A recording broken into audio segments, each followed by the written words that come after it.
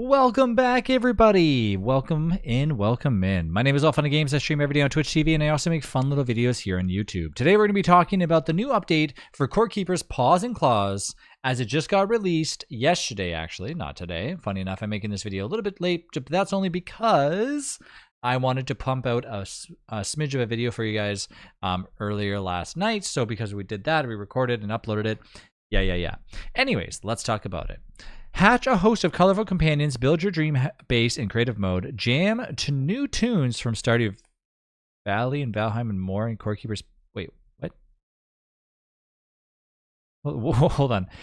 Hatch a host of colorful companions, build your dream base in creative mode, jam to new tunes from Stardew Valley and Valheim and more in Core Keeper's Paws and Claws update? What? Hold on, who wrote this?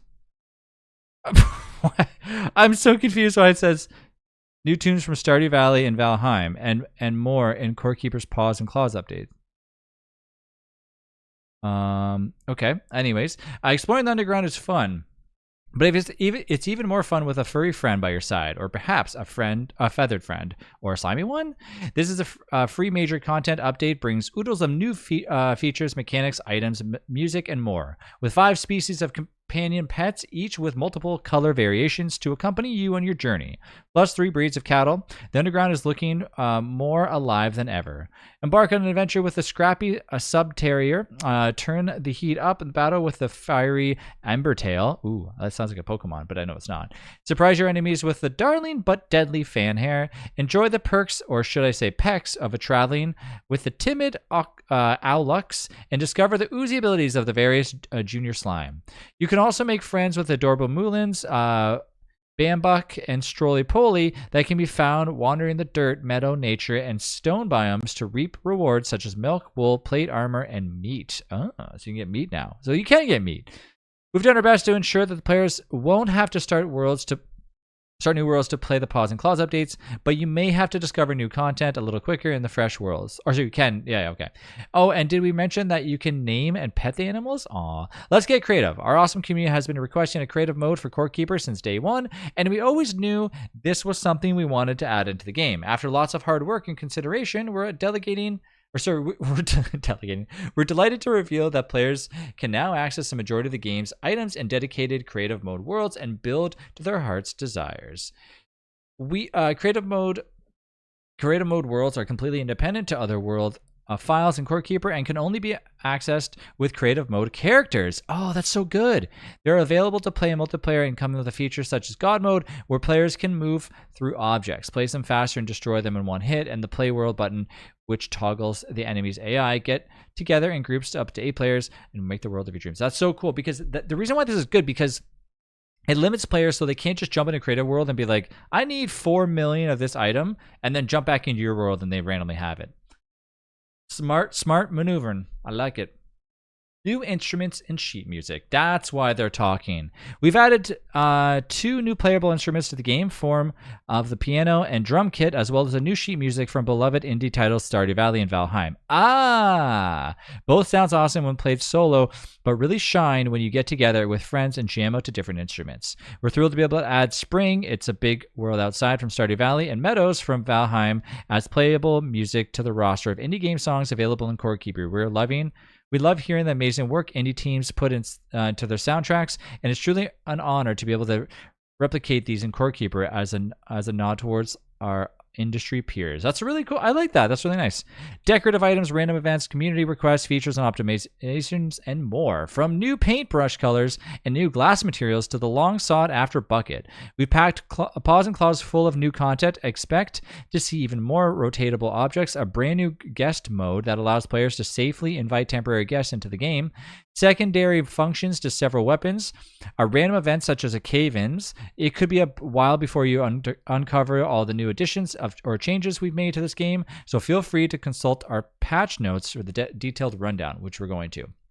With so much new content in this update, we want to take a moment to mention some behind-the-scenes additions you can expect. For example, you'll find a list of balancing and quality of life improvements within our patch notes. These include things like changes to material cost when crafting or the duration of certain effects, as well as the addition of information windows within certain menus to help players become more acquainted with the game's UI. And of course, we've also been hard at work optimizing the game with features such as our new sprite rendering and animation system for objects such as plants, pets, cattle, and trees.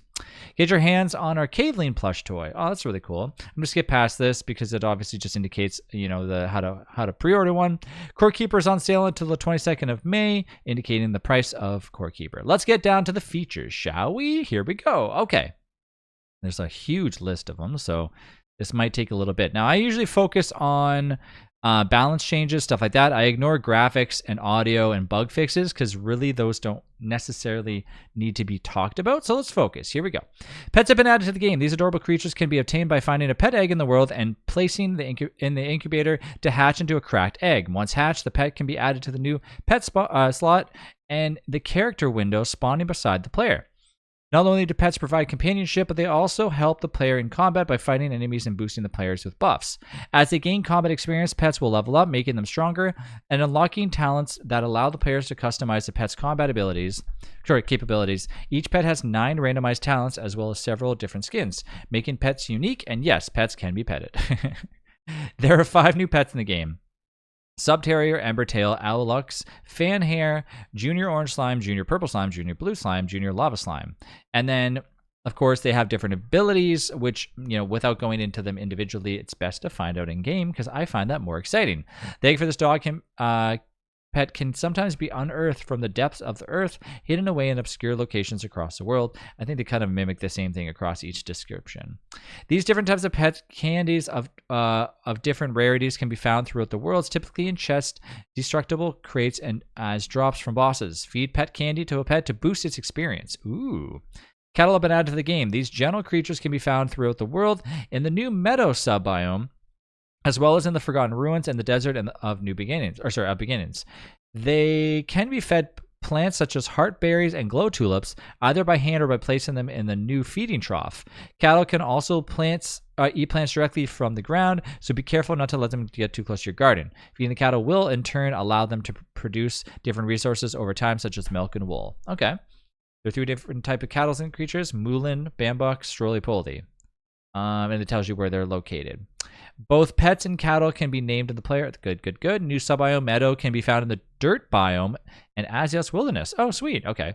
New items. Here we go. Egg incubator, which we know that's what it does. The bucket allows players to fill it with water or lava and then place the water or lava in another pit or water tile can be crafted at the iron workbench. Okay, that's kind of cool. Buckets are always useful. New glass-based building items that can be painted. Glass wall, thin glass wall, glass floor, glass bridge. Oh, I love that because you have water underneath you and like little fish. Glass smelter can turn any sand into useful glass. Add a new wonky minecart as a cheaper alternative to a regular minecart. New item, sledgehammer, damages walls and objects in the area in front of the player. Great tool for digging out large areas of walls. There's a sledgehammer for every tier in the game, and they can typically be found in destructibles and locked chests throughout the world. Oh, okay, so that's where you find them. I knew about them, but I didn't know where you can get them.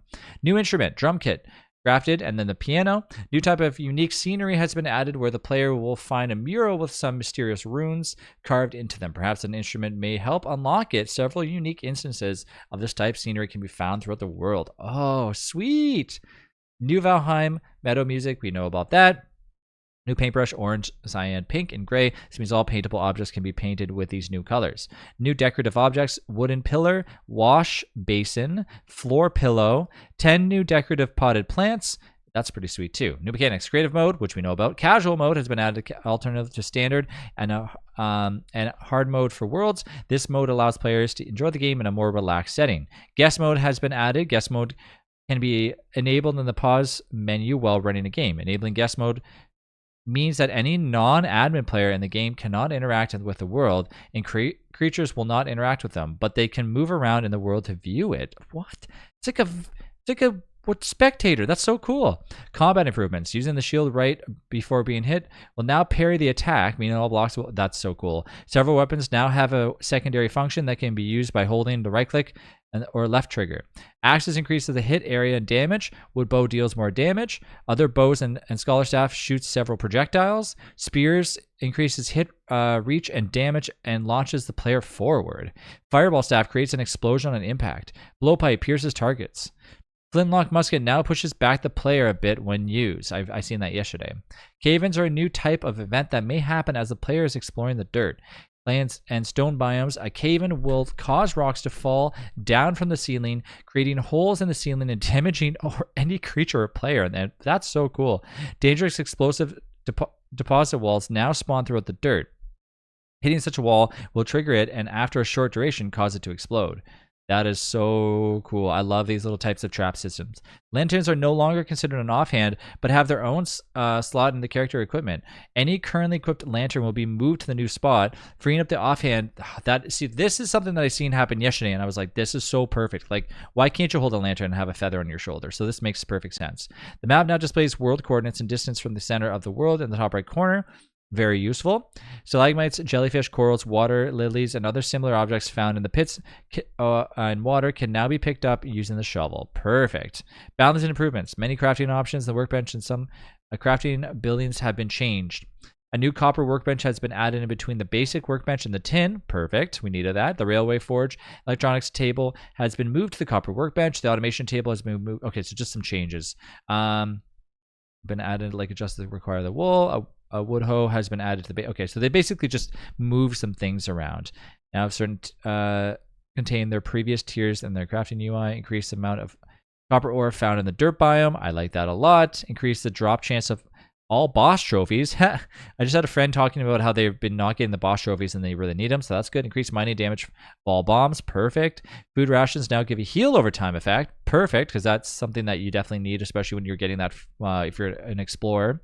Reduced health of enemies of bosses in hard mode. Increase drop chance of the oracle card. Okay.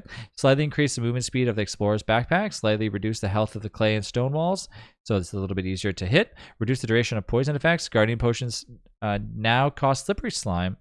Now cost slippery slime instead of poison slime. Reduce the cost of go-karts, the glow stats on the crystal meteor chunk, and blah, blah, blah, blah.